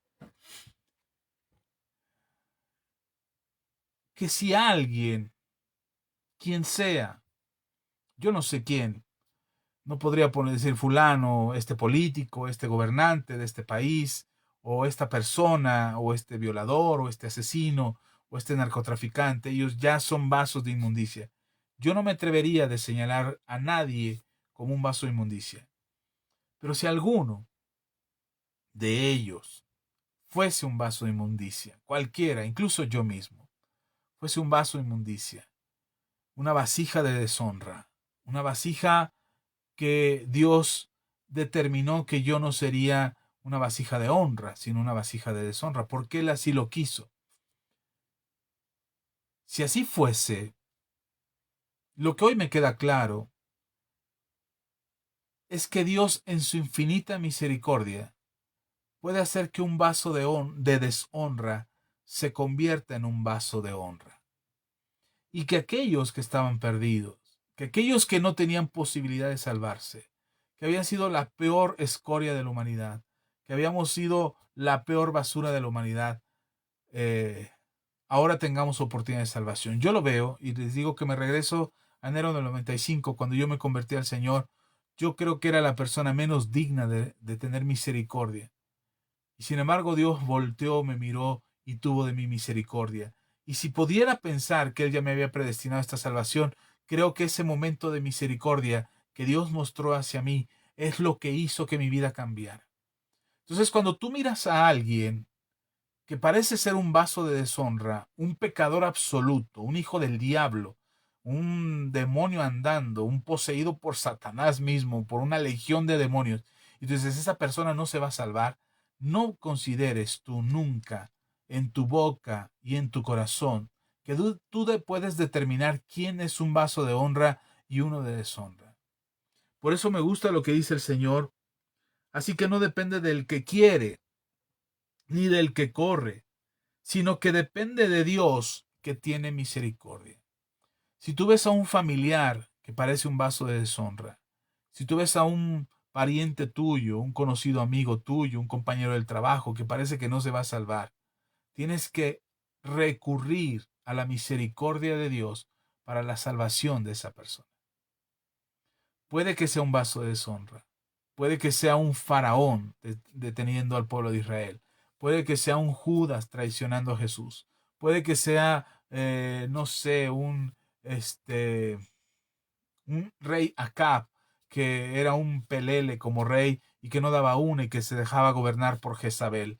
Puede que sea un mismo Adán que desobedeció a Dios y trajo a maldición toda la tierra. No importa qué tipo de persona sea la que tú estás viendo. Apela a la misericordia de Dios. Pídele a Dios por misericordia, por esa persona, por tu papá, por tu mamá, por tu hermano, tu hermana, tu tío, aquel que no cree, aquel que ha blasfemado, que se ha burlado de ti en tu cara diciendo que eres un religioso, un fanático, que estás mal, que te equivocaste, que te lavaron el cerebro, que se burla de Dios, que se burla de la Biblia, que se burla de tu fe y que cada vez que tiene oportunidad te lo echa en cara, aun cuando sea la peor persona que te puedas imaginar, el ateo más terrible que te puedas imaginar, busca a Dios y pide misericordia por esa persona. Dile a Dios, no se trata de mí, no se trata de Él, se trata de ti y de tu misericordia. Se trata de que tú puedes salvar a esa persona, que tú puedes tocar su corazón, que tú puedes abrir sus ojos, que tú puedes hacer que esa dureza del corazón sea quitada, que la fragilidad de su fe sea fortalecida, que esa persona que le gusta hacer lo malo pueda encontrarse contigo. Ejemplos tenemos muchos en la palabra de Dios. Mismo apóstol Pablo, mismo Zaqueo, la mujer que fue encontrada en adulterio, la mujer samaritana, el endemoniado gadareno, el paralítico de Betesda, quien quieras en la Biblia. Una vez que se encontraron con Jesús, sus vidas cambiaron. Y no se trató de ellos porque ellos lo buscaron, porque ellos querían, porque ellos eran buenas personas y necesitaban lo único que les faltaba era acercarse a Dios. Y no se trataba de ellos, se trataba de Jesús llegando a la vida de ellos, mostrando misericordia. Así es que en medio de esta situación crítica que estamos viviendo, en esta desesperación por saber si somos vasos de honra o no somos vasos de honra, si tu papá, si tu mamá, si tu hermano, tu pariente, tu amigo, tu compañero de trabajo puede ser un vaso de honra o no, si se va a salvar o no, eso no lo determinamos nosotros. Ni por más que oremos, ni por más que ayunemos, ni por más que corramos o querramos alcanzar. Se trata del Señor que tiene misericordia. Pero tú y yo podemos hacer una diferencia. Tú y yo podemos buscar a Dios y pedirle a Dios que tenga misericordia de esa persona. Podemos pedirle a Dios que lo ayude, que lo salve, que sea Él quien toque su corazón. Que si nosotros podemos ser un instrumento para llegar a la vida de alguien, que el Señor nos use con nuestras palabras, con nuestros defectos, con nuestras virtudes y talentos, pero que podamos compartir del Evangelio de Jesús, que podamos compartir el mensaje que Jesús compartió y llegar a otros para que ellos también sean salvados y no por nuestra capacidad de evangelismo ni por nuestras grandes campañas evangelísticas, sino por Dios que tiene misericordia de ellos. Hace algunos años, en 1997, mi esposa y yo estábamos al frente de un grupo de jóvenes y decidimos hacer una campaña evangelística en la ciudad de Valle de Chalco. Si alguno conoce la ciudad, seguramente identificará. En la ciudad de Valle de Chalco hay un auditorio, es el único auditorio grande que existía en aquel entonces, en 1997, con una capacidad como para unas 1,500 personas. Creo que exagero, pero quizás esa era la capacidad. Póngale usted para 1,000, a lo mejor no 1,500, 1,000 personas, 1,000 sillas ahí que se podrían poner en ese auditorio y un escenario al frente. Y mi esposa y yo organizamos con los jóvenes, junto con el grupo de jóvenes, una campaña evangelística. Se llamaba Libertad 97. Invitamos un predicador, rentamos el lugar, los jóvenes nos ayudaron bastante, hicieron talento, se iban al tianguis a vender, vendían su propia ropa vieja que ya no usaban, las cosas que nos regalaban en la iglesia viejas, nos íbamos al tianguis y vendíamos un mercado sobre ruedas, y ahí estábamos vendiendo las cosas, los muchachos las vendían, y de ahí fuimos juntando, algunos de ellos trajeron ofrendas generosas, de verdad, nos sorprendieron a mi esposa y a mí la manera en cómo llegaban y decían, hermano, mire, Dios puso en mi corazón darle esta ofrenda para el evento de Libertad 97 y organizamos un evento tremendo. Rentamos sillas, pusimos una tarima ahí mal puesta que se caía, que los muchachos pobres músicos cuando estaban tocando parecía que se caía la tarima, pero aguantó. Hicimos una campaña impresionante, invertimos en propaganda, perifoneo, volanteamos, los muchachos invitaron, hicimos una campaña que valió de verdad mucho la pena. En 1997, te estoy hablando de hace algunos años atrás, llegó el día del evento. Entramos con todos los jóvenes que nos habían ayudado a acomodar sillas, a poner la tarima, transportar los instrumentos de la iglesia. Fuimos por el invitado, uno de los muchachos fue por el invitado, que venía de Puebla, por cierto, en aquel entonces. Eh, Estaban ahí los pastores de la congregación, otros hermanos adultos que se habían emocionado junto con esta campaña. El evento era algo que estábamos esperando en la iglesia. Se llevó a cabo. Cuando lo llevamos a cabo, estaban los jóvenes que habían participado, todos los jóvenes que se habían involucrado, y de todos los que llegaron a la campaña solamente llegaron 7 personas nuevas. 7. Hicimos un evento para 1000 personas. Ponga usted para 500 personas. A lo mejor exagero que 1000. La verdad recuerdo que rentamos muchas sillas. Todo lo absorbimos en gastos, mi esposa y yo y los jóvenes. De ahí vino el evento. No financió nadie más que los jóvenes con su trabajo y mi esposa y yo. Hicimos ese evento, rentamos sillas, pusimos el lugar, los muchachos tocaron y solamente llegaron 7 jóvenes. Y de esos 7, 2 los acabamos de meter, iban pasando por ahí, los invitamos al evento y llegaron. 7 para un evento de más de 500. Yo me sentí frustrado, me sentí triste, me sentí mal, porque había sido un esfuerzo de meses, había sido una euforia con los muchachos, una emoción muy grande de poder llevar a cabo un evento de esa magnitud. Nadie había hecho un evento de esa magnitud en Valle de Chalco, y si me equivoco que alguien me desmienta, pero no supimos nosotros, yo no sabía, no había antecedentes de algo así, y menos en ese lugar, porque además ese lugar pertenecía a la Iglesia Católica y nosotros lo rentamos y nos lo prestaron. El lugar se llama Auditorio Juan Diego, imagínense. Entonces, ahí hicimos el evento, llevamos a cabo la campaña, y cuando ya estaba el evento, yo me sentí muy frustrado, muy triste. Me fui a sentar hasta atrás de las sillas. Y ahí me senté a llorar mi fracaso, porque yo era el principal mitotero, el argüendero por hacer una campaña de esa magnitud. Y estaba llorando, rumiando mi coraje, mi frustración y mi tristeza. Y pasó el invitado a predicar. Yo le pedí al pastor que fuera para que lo presentara. Así es que el pastor de la iglesia fue, lo presentó sin mucho ánimo. El pastor no tenía ánimo por lo que estaba sucediendo, menos al ver el fracaso que habíamos tenido. Aunque la iglesia no puso un peso para ese evento, pero él sentía que habíamos fracasado. Y entonces sin mucho ánimo presentó al predicador. Y cuando lo presentó, el predicador empezó como si el lugar estuviera lleno.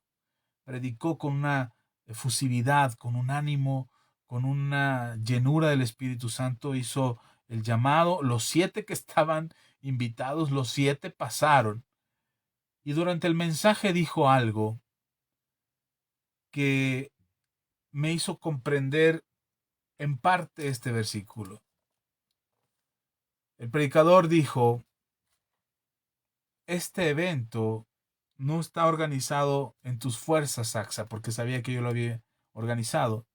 Dijo: este evento no está organizado en tus fuerzas, este evento está organizado desde el cielo. Y no es por toda la gente que pudo haber venido, sino por estos que acaban de pasar, estos 7 que acaban de pasar. Y es porque Dios tiene misericordia. No sé cuántos miles, no recuerdo cuántos miles de pesos gastamos en aquel entonces. No sé cuánto los muchachos aportaron. Benditos a Dios, salimos sin deudas, todo se cubrió, todos los gastos fueron cubiertos. Los muchachos pusieron su gasolina, sus fuerzas, cargamos una bocina de un estéreo ahí de una casa que un hermano nos prestó, y ahí andábamos con el auto perifoneando y haciendo la invitación a la gente. Y la verdad es que fue un desgaste muy, muy grande, y yo creí que había sido un fracaso. Pero entendí que no se trataba de mi éxito como organizador de campañas evangelísticas, ni se trataba de demostrar que podíamos llenar un lugar como ese, sino se trataba de Dios, que había tenido misericordia. Y había tenido misericordia de 7 almas, que ese día llegaron, pasaron y se convirtieron al Señor. Hoy tengo contacto todavía con 3 de ellas. Los otros 4 les perdí el contacto, les perdí la pista. Hoy a través de las redes sociales los puedo contactar y sé que están buscando al Señor, que se congregan, que asisten a una iglesia. Y sé que Dios fue el que tuvo misericordia, no yo organizando una campaña, no los jóvenes poniendo todas sus fuerzas y sus recursos y sus medios para organizar esa campaña, sino que fue Dios el que permitió llegar a esos 7 jóvenes para cambiar sus vidas. No puedes pensar de ninguna manera, te pase por tu cabeza y alimentes ese pensamiento en tu corazón, que alguien es lo bastante malo y lo bastante pecador para no salvarse, que es bastante malo, destructivo, villano, cruel, despiadado, que es una basura, una lacra de la sociedad, lo que sea que pienses que es como para recibir la salvación. No se trata de ti y de mí, no se trata si hay vasos de honra o de deshonra. Eso tiene que haber, tenía que haber un faraón para que Dios demostrara su poder. Tenía que haber un Judas para que hubiera una traición. Tenía que haber gente que no entendía quién era Dios y se entregó más al pecado que al Señor. Tenía que haber eso. Existió gente que se entregó por voluntad al pecado. Pero hoy tú y yo, que estamos bajo la gracia y la salvación de nuestro Señor Jesús, hoy tú y yo que conocemos el mensaje del Evangelio, hoy tenemos la oportunidad de compartir la misericordia de Dios. No te detengas al pensar que alguien es tan malo como para no salvarse, o que alguien es tan malo como para no recibir la oportunidad de salvación. Piensa en esto. Piensa que Dios habló con Abraham acerca de Lot cuando iba a destruir Sodoma y Gomorra. Y aquí lo menciona Pablo en este capítulo que leímos de Romanos. Dios decide hablar con Abraham y decirle, voy a destruir Sodoma y Gomorra. Y Abraham no habla con Dios para que Dios se retractara de ese deseo, sino Abraham habla con Dios para hacerle saber que Dios es un Dios de misericordia. Cuando Dios está a punto de destruir al pueblo de Israel porque se quejaba bastante, Abraham le dice a Dios que Dios va a conocer el mundo. Un Dios que sacó a su nación de la tierra en la que estaba para traerlos al desierto y matarlos en el desierto, eso es lo que va a saber el mundo. Y entonces, ¿dónde está? La gente no conocerá al Dios de misericordia. Cuando tú veas a alguien que está sumergido en el pecado, que no está dispuesto a rendirse al Señor, puedes apelar, orar, interceder, clamar a Dios y pedirle a Dios que tenga misericordia de esa persona. Puede ser tu papá, puede ser tu mamá, tu pariente, tu hermano, tu primo, tu tío, quien sea, un conocido, un maestro de la escuela, alguien, quien sea, que tú crees que esa persona no cree en Dios, o sea, el mismo Friedrich Nietzsche que digan, Dios está muerto, sea quien sea, no mires a la persona que está atrapada en su inmundicia, en su iniquidad, en su maldad, en su engaño, en su error. No pienses que esa persona la vas a poder convencer, y si le hablas de esta manera y si le hablas de otra y si te vuelves gentil a los gentiles y débil a los débiles y fuerte a lo fuerte, entonces lo vas a poder convencer. No, no, no. Busca a Dios. Busca a Dios y pídele misericordia por tu esposo, por tu esposa. Pídele a Dios misericordia por tu hijo. Dile a Dios, Señor, tú eres el Dios de misericordia. Y no se trata del que corre ni del que quiere. Se trata de ti, que tú tienes misericordia. Se trata de el Dios grande, eterno y maravilloso que eres, y que tienes misericordia del que tienes misericordia. Y por eso te pido que ahora voltees a ver a esta persona y mires a mi amigo, mires a mi papá, a mi hermano con misericordia, de manera que pueda abrir sus ojos, que pueda ser sensible su corazón, que sus oídos sean abiertos para tu voz y que pueda recibir el milagro maravilloso de la salvación en su vida. De la misma manera, así como miramos a alguien que puede estar en la peor condición de la inmundicia y ser el vaso de deshonra más grave que existe en este planeta, de la misma manera tienes que saber que Dios te mira a ti. Dios te mira a ti con ojos de misericordia. Puede que te hayas equivocado, que hayas fallado, que te alejaste, que te apartaste, que endureciste tu corazón, que te volviste a la inmundicia. Si así fuese, y tú dices, soy el peor vaso de inmundicia que hay en la tierra, tienes que saber que Dios te mira con ojos de misericordia y que Dios quiere obrar en tu vida con poder y que Dios quiere transformar tu vida con su gracia, con su misericordia. Dios tiene de ti misericordia todos los días. Todos los días renueva su fidelidad y su misericordia. Sus misericordias son nuevas cada mañana, dice la Escritura. ¿Por qué renueva sus misericordias cada mañana? Porque puede que hoy le hayamos llegado hasta... Perdón, se pausó ahí una pausa muy larga en la transmisión. Perdón, el internet sigue fallando. Pero puede que hayas puesto hasta el hartazgo a Dios y que Dios diga hoy, ya me tiene hasta el tope, ya me cansó, esto es insoportable, yo no puedo seguir soportando tanta maldad. Tienes que saber que Dios todavía tiene de ti misericordia. Por supuesto que llegará el día en que ya no será la misericordia de Dios lo que esté tocando tu vida, sino que ahora será su justicia. Y cuando su justicia venga a ejercerse en la tierra y Él haga juicio sobre la tierra, entonces la misericordia será hecha a un lado y lo que entrará de lleno será la justicia. Hoy todavía estamos en ese tiempo de misericordia. Hoy tenemos oportunidad de alcanzar la salvación por misericordia, no porque corras o no porque quieras tú, sino porque Él de nosotros tiene misericordia. Es Él el que extiende su misericordia sobre nosotros y nos bendice. No eres un vaso de inmundicia, no eres un vaso de deshonra, no eres una vasija de deshonra. Eres un vaso que fue alcanzado por la misericordia de Dios. Un vaso que pudo ser transformado. Pudiste haber sido hecho de barro, de madera, de plata o de bronce, de oro quizás. Y de lo que sea que haya sido hecho, lo que sea que Dios, la herramienta, el material que Dios haya utilizado para hacerte, realmente eso no es lo que trasciende. Lo que trasciende es que Dios tuvo de ti misericordia, como la tuvo de mí hace algunos años atrás. Y no porque fuera una buena persona, sino porque Él tuvo misericordia.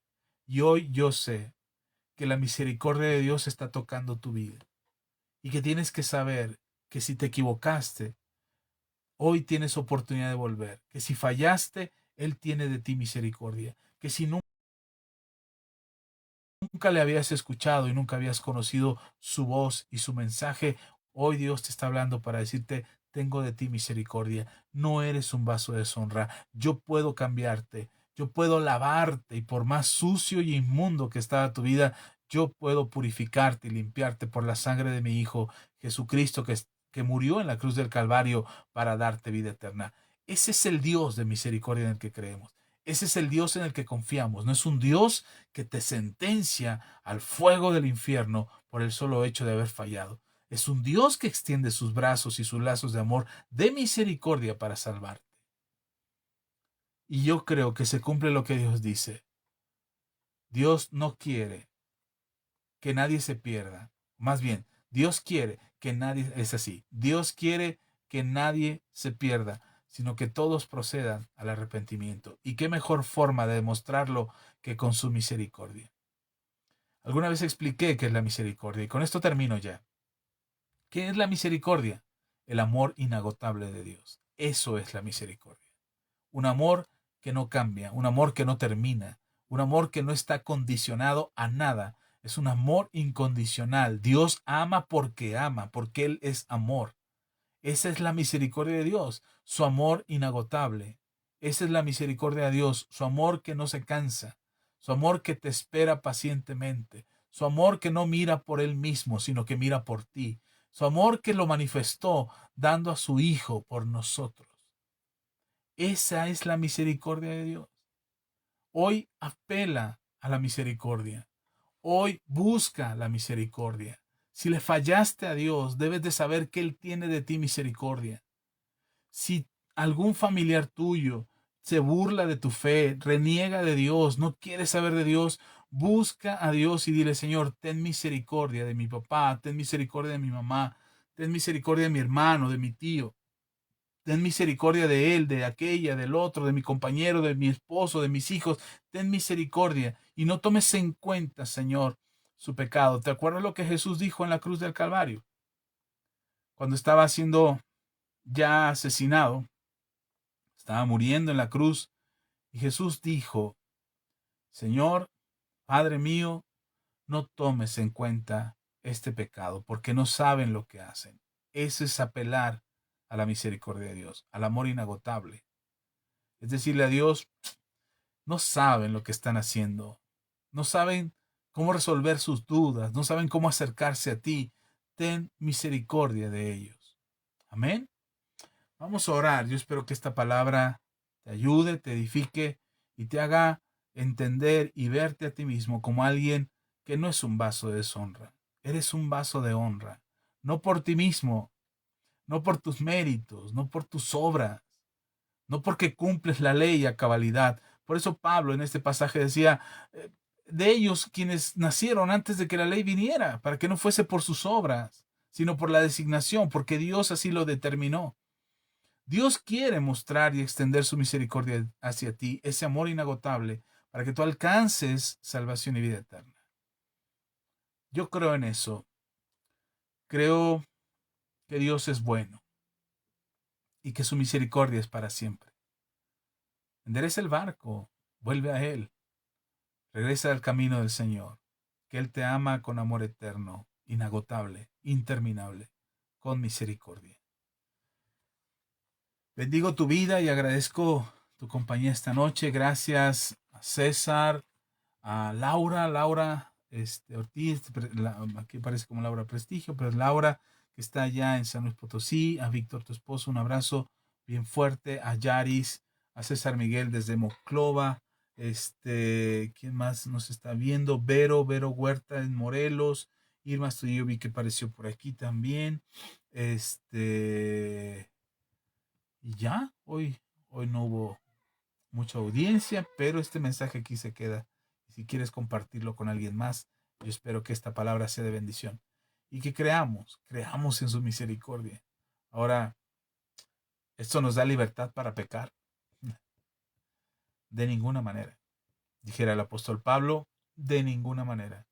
Pero quieres enterarte cómo es que opera la gracia en nosotros y cómo es que vivimos en esta misericordia extraordinaria. No te pierdas, el próximo jueves vamos a estar hablando de eso aquí en el día del Yom Kippur que celebra el pueblo de Israel. Nosotros vamos a aprovechar para tener una transmisión el próximo jueves a las 8:30 de la noche, hablando precisamente de esa gracia inmerecida, de esa misericordia extendida, del amor inagotable de Dios y cómo el sacrificio de Jesús vino a cumplir con el mismo Yom Kippur que hizo que nosotros pudiéramos tener vida eterna. Yaris Espinosa, muchas gracias. Yaris, Dios te bendiga. Un abrazo bien fuerte. A todos ustedes les doy mi cariño, les bendigo y espero que la palabra de Dios edifique completamente sus vidas. Gracias por su compañía. Vamos a orar y que la gracia, el amor y la misericordia de Dios sea con todos y cada uno de ustedes. Padre, te damos toda la gloria, la honra y la alabanza. Gracias, bendito Dios, por tu amor y por tu bondad, y porque creo con todo mi corazón que tú tienes de nosotros misericordia. Aunque nosotros nos esforzamos cada día y buscamos cumplir y hacer lo que tú nos has puesto en el corazón, pero solamente podemos confiar en que tú eres el que nos sostiene. Ni siquiera nuestras capacidades, talentos o habilidades podrían hacer que lo que hacemos sea tan satisfactorio y tan agradable a tus ojos como el sacrificio que tú ya hiciste, Jesús, en la cruz del Calvario para cada uno de nosotros. Bendigo la vida de mis hermanos y hermanas que nos escuchen. Habla a su corazón y aquellos que son duros en su corazón para entender lo que tú hiciste por nosotros en la cruz del Calvario y creerlo con todo su corazón y confesarlo con su boca para salvación. Señor, te pido que extiendas tu amor hacia ellos, ese amor inagotable, ese amor interminable, incondicional, ese amor que está para siempre a nuestro alcance, ese amor que se refleja a través de la misericordia que tienes por nosotros. Ten misericordia, Señor. Ayúdanos, sosténnos, sálvanos en el nombre de Jesús. Amén y amén. Queridos amigos, hermanos, un gusto. Gracias, gracias. Gracias, Víctor. Un abrazo bien fuerte. A mí me da mucho gusto que, que estén aquí, que nos escuchen, que pueda de alguna manera sembrar una semilla de bendición en sus vidas y sobre todo ver que el esfuerzo que ustedes están haciendo también allá es un abrazo, una extensión de esta misericordia que Dios tiene por el que lo necesita. Sigan peleando, Víctor, Laura, sigan esforzándose. Esta lucha está ganada, solamente habrá que continuar. Les bendecimos, gracias por su esfuerzo. Gracias, César. Un abrazo hasta Monclova. César Miguel Gutiérrez Aguilar, gracias. Un abrazo bien fuerte hasta allá. Algún día tendré oportunidad de ir a Monclova y saludarte y de estrechar tu mano. Será un honor. Vero Huerta, gracias. Dios te bendiga. Un abrazo, Verito. Sabes que te quiero mucho, hermana. Dios te bendiga. El Señor sea contigo y te siga dando fuerzas. Si están ayunando, están en nuestras oraciones. Si no están ayunando, también están en nuestras oraciones. Les amamos, les bendecimos y nos vemos el próximo jueves, 8:30 de la noche, primeramente Dios. Es día de Yom Kippur, es día del perdón para el pueblo de Israel. Es el día en que el Señor mostraba misericordia hacia el pueblo de Israel. Y vale la pena que estés aquí el próximo jueves. Estaremos estaremos compartiendo acerca de lo que es el Yom Kippur y cómo hoy en día nosotros tenemos esa oportunidad del Yom Kippur. Amén. Gracias, Víctor. Sí, algún día tendré la oportunidad de estar en San Luis Potosí. Será un gusto también poderles visitar, a ver si esta pandemia ya nos deja un poquito de libertad y si el tiempo nos lo permite y en el Señor así nos lo concede, estaremos también en San Luis Potosí para estrechar sus manos y darles un fuerte abrazo y bendecirles grandemente. Gracias, César. Un abrazo fuerte. Dios les bendice. Gracias, gracias. En verdad, tus bendiciones nos bendicen, César, y esperamos que sean muy bendecidos todos. Les amamos en el Señor. Nuestro corazón está con ustedes. Sean muy bendecidos. De verdad, es mi anhelo que la bendición de Dios se derrame de una manera extraordinaria en sus vidas, que puedan disfrutar a plenitud lo que Dios tiene para ustedes. Y que esta misericordia inagotable, este amor inagotable que Dios tiene por nosotros, lo puedan disfrutar y compartir con otros. Amén. Un abrazo bien fuerte. Yo quisiera seguir hablando, pero ya me pasé por mucho, ya son 10:30 casi. Es hora de descansar y que el Señor les bendiga siempre. Un abrazo. Nos vemos. Hasta la próxima.